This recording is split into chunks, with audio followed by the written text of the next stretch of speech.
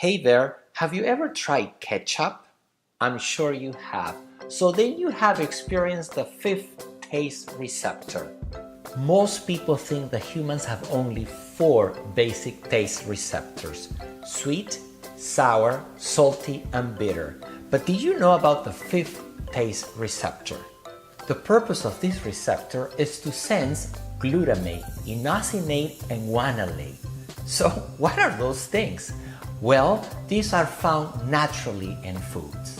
Some foods rich in glutamate are broccoli, onions, cheese, beets, mushrooms, tomatoes, and kombu seaweed.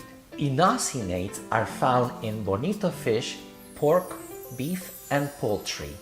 Guanylate is found in dry mushrooms like shiitake. In 1908, a scientist in Japan discovered this fifth taste and named it umami.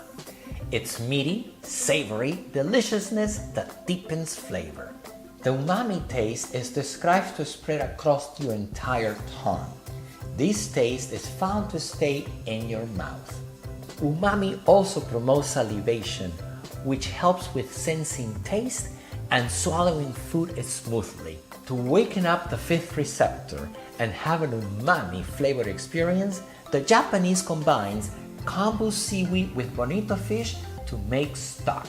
The Chinese make their chicken with ginger and green onions. And we Westerners taste umami when we make beef stew with tomatoes, onions, and celery. Remember, to experience the umami flavor, you need to have different combinations of glutamate, inosinate, and guanylate foods.